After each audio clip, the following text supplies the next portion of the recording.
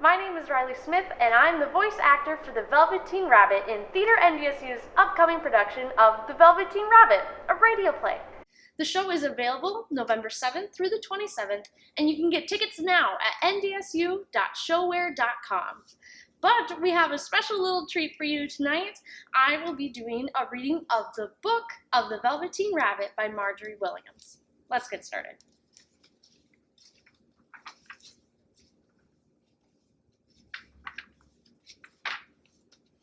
There once was a Velveteen Rabbit, and in the beginning, he was really splendid. He was fat and bunchy, as a rabbit should be. His coat was spotted brown and white. He had real thread whiskers, and his ears were lined pink. On Christmas morning, when he sat wedged in the top of the boy's stocking with a sprig of holly between his paws, the effect was charming.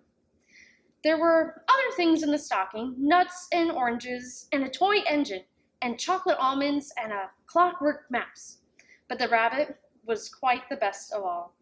For at least 2 hours the boy loved him, and then aunts and uncles came to dinner, and there was a great rustling of tissue paper, unwrapping of parcels, and in the excitement of looking for all the new presents, the Velveteen Rabbit was forgotten. For a long time he lived in the toy cupboard or on the nursery floor, and no one thought very much about him. He was naturally shy, and being only made of velveteen, some of the more expensive toys quite snubbed him. The mechanical toys were very superior and looked down upon everyone else. They were full of modern ideas and pretended they were real. The model boat, who had lived through 2 seasons and lost most of his paint, caught the tone from them and never missed an opportunity of referring to his rigging in technical terms. The rabbit could not claim to be a model of anything, for he didn't know that real rabbits existed. He thought they were stuffed with sawdust like himself, and he never understood that sawdust was quite out of date and should never be mentioned in modern circles. Even Timothy, the jointed wooden lion, who was made by disabled soldiers, should have had broader views, put on airs, and pretended he was connected with the government.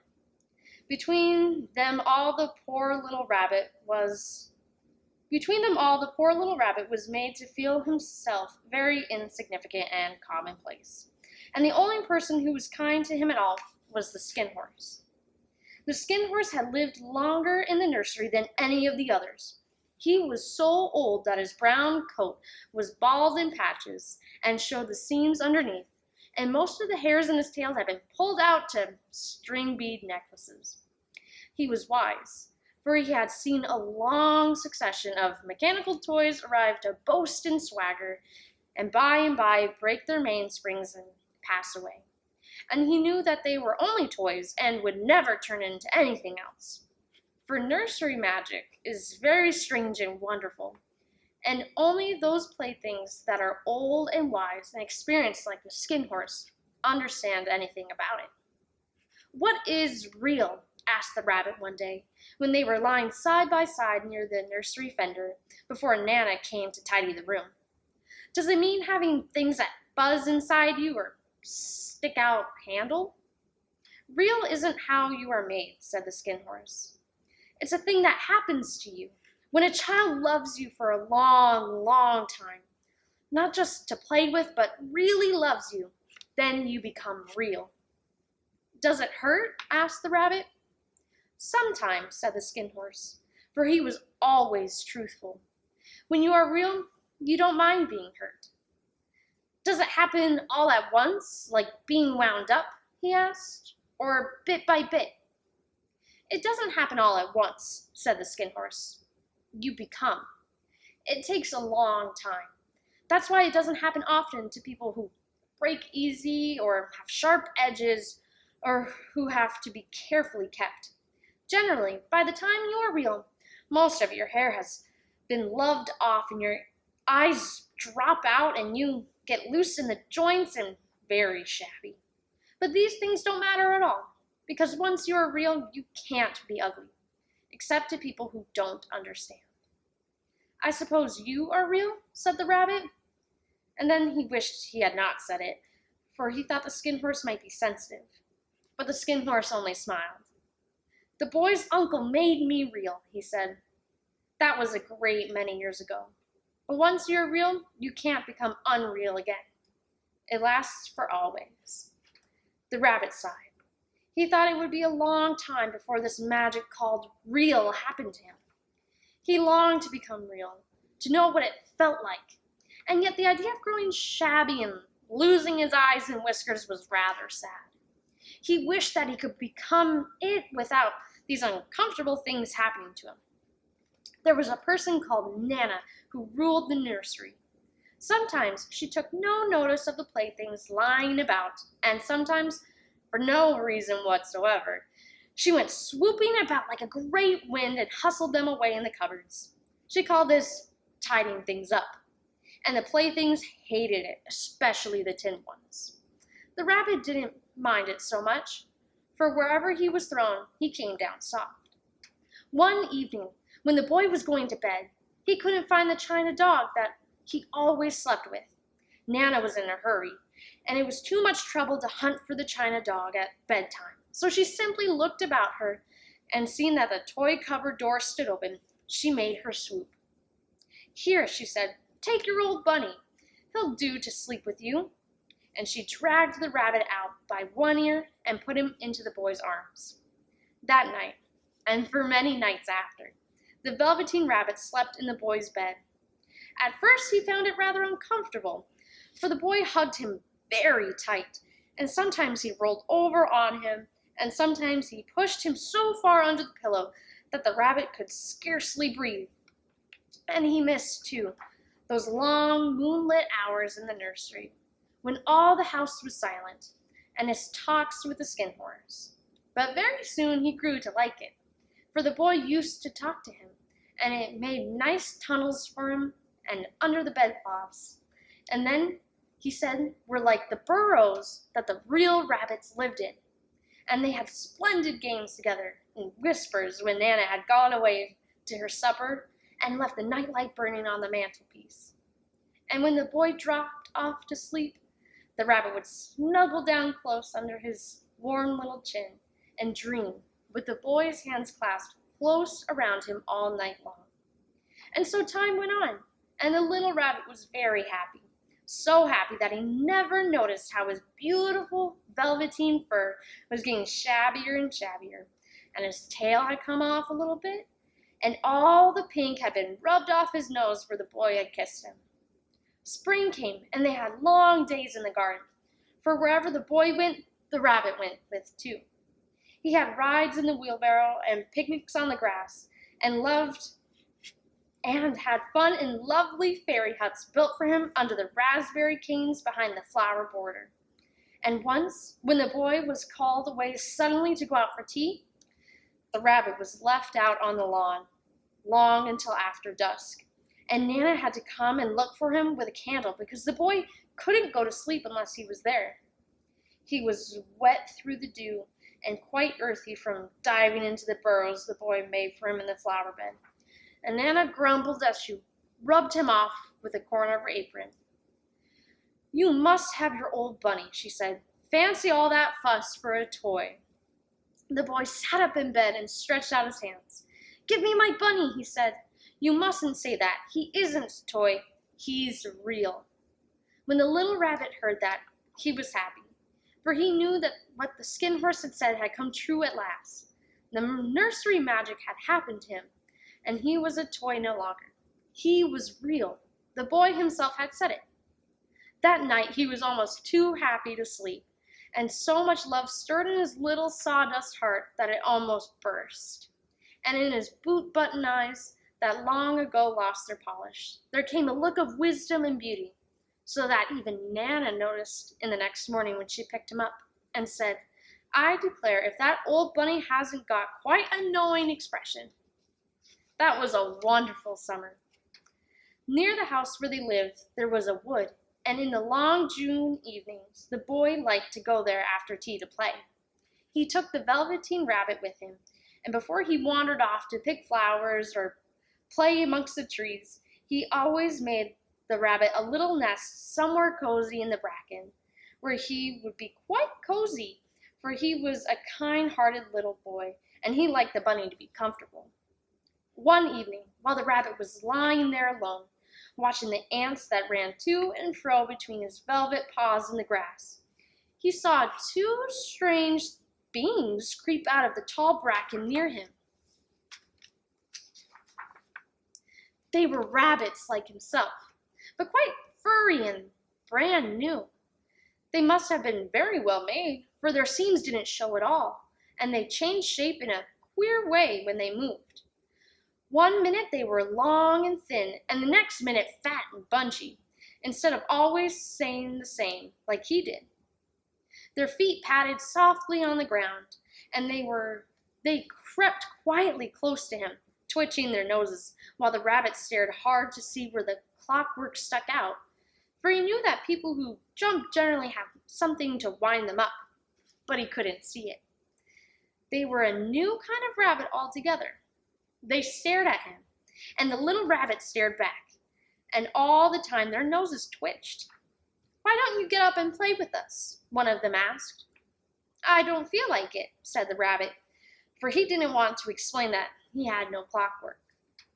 "Oh," said the furry rabbit, "it's as easy as anything," and he gave a big hop sideways and stood on his hind legs. "I don't believe you can," he said. "I can," said the little rabbit. "I can jump higher than anything." He meant it when the boy threw him, but of course he didn't want to say so. "Can you hop on your hind legs?" asked the furry rabbit. That was a dreadful question, for the Velveteen Rabbit had no hind legs at all. The back of him was made all in one piece, like a pincushion. He sat still in the bracken and hoped that the other rabbits wouldn't notice. "I don't want to," he said again. But the wild rabbits had very sharp eyes, and this one stretched out his neck and looked.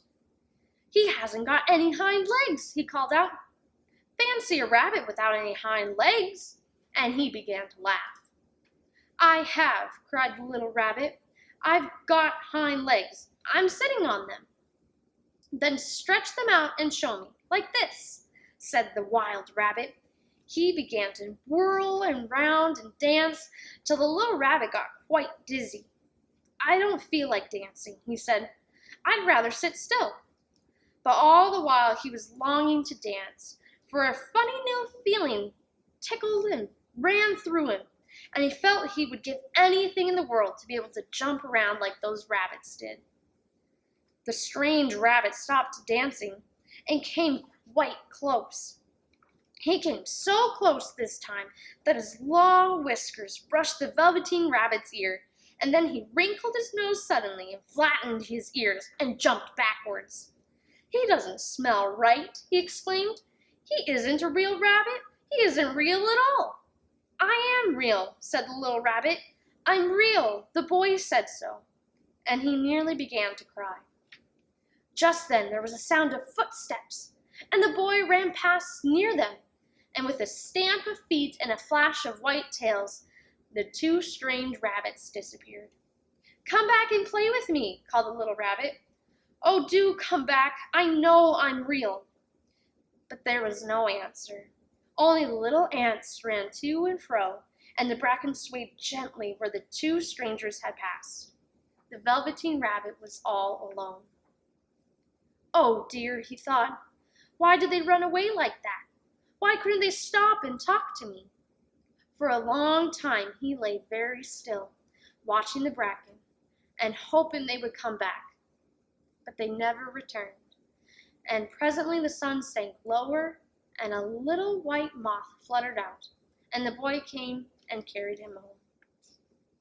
Weeks passed, and the little rabbit grew very old and shabby, but the boy loved him just as much. He loved him so hard that he loved all his little whiskers off, and the pink lining in his ears turned gray, and his brown spots had faded. He even began to lose his shape, and he scarcely looked like that rabbit anymore, except to the boy.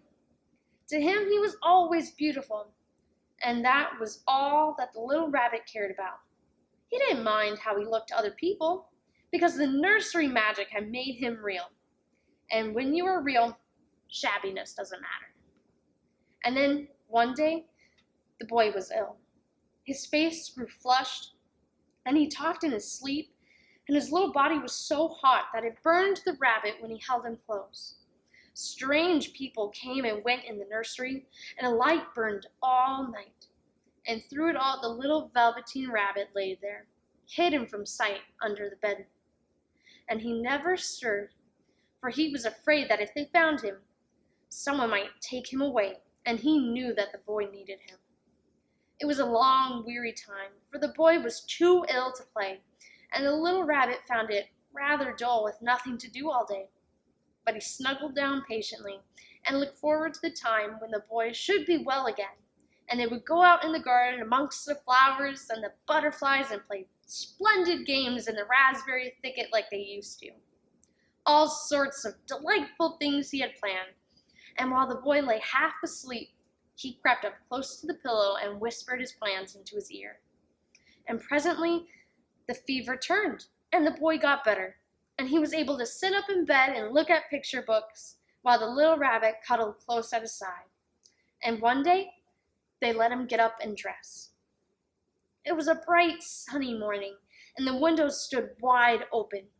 They carried the boy out to the balcony, wrapped in a shawl, and the little rabbit lay tangled amongst the bedcloths, thinking. The boy was going to the seaside tomorrow. Everything was arranged, and now it only remained to carry out the doctor's orders. They talked about it all, while the little rabbit lay under the bedclothes, and his little head peeped out looking, listening. The room was to be disinfected, and all the books and toys that the boy had played with in the bed must be burnt. "Hurrah!" thought the little rabbit. "Tomorrow we shall go to the seaside." For the boy had often talked to the seaside, and he wanted very much to see the big waves coming in and the tiny crabs and the sand castles. Just then, Nana caught sight of him. "How about this old bunny?" she asked. "That?" said the doctor. "Why, it's a mass of scarlet fever germs. Burn it at once." "What? Nonsense! Get him a new one. He mustn't have that any more." And so the little rabbit was put into a sack with the old picture books and a lot of rubbish, and carried out to the end of the garden behind the fowl house. That was a fine place to make a bonfire. Only the gardener was too busy just then to attend to it. He had the potatoes to dig and the green peas to gather, but the next morning he promised to come quite early and burn the lot. That night the boy slept in a different bedroom, and he had a new bunny to sleep with him. It was a splendid bunny, all white, plush, with real glass eyes. But the boy was too excited to care much about it, for tomorrow he was going to go to the seaside, and that itself was such a wonderful thing that he couldn't think of anything else. And while the boy was asleep, dreaming of the seaside, the little rabbit lay amongst the old picture books in the corner behind the fowl house, and he felt very lonely. The sack had been left untied, and so by wriggling a bit, he was able to get his head out through the opening and look out.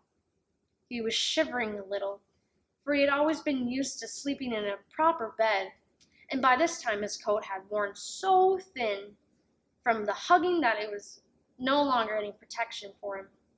Nearby he could see a thicket of raspberry canes, growing tall and close like a tropical jungle, in whose shadow he played with the boy by gone long mornings. He thought of those long sunlit hours in the garden, how happy they were, and a great sadness came over him. He seemed to see them all pass before him, each more beautiful than the other. The fairy huts in the flower bed, the quiet evenings in the woods where he lay in the bracken and little ants ran over his paws. The wonderful day when he first knew he was real. He thought of the skin horse, so wise and gentle, and all that he had told him. Of what use would it be to be loved and lose one's beauty and become real if it all ended like this? And a tear, a real tear, trickled down his little shabby velvet nose and fell to the ground. And then a strange thing happened, for where the tear had fallen, a flower grew out of the ground, a mysterious flower, not at all like the ones that grew in the garden. It had slender green leaves the color of emeralds, and in the center of the leaves was a blossom like a golden cup. It was so beautiful that the little rabbit forgot to cry and just lay there watching it. And presently, as the blossom opened, and out of it stepped a fairy. She was quite the loveliest fairy in the whole world. Her dress was of pearl and dewdrops. Why is that such a hard word to say? And there were flowers around her neck and in her hair, and her face was like the most perfect flower of all. And she came close to the little rabbit and gathered him up in her arms and kissed him on his velveteen nose that was damp from crying. "Little rabbit," she said, "don't you know who I am?" The rabbit looked up at her, and it seemed to him that he had seen her face before, but he couldn't think of where. "I am the nursery magic fairy," she said. "I take care of all the playthings that the children have loved. When they are old and worn out and the children don't need them anymore, then I come to take them away with me and turn them into real." "Wasn't I real before?" asked the little rabbit. "You were real to the boy," said the fairy, "because he loved you.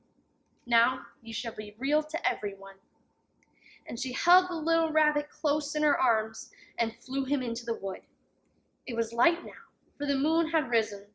All the forest was beautiful, and the fronds of the bracken shone like frosted silver.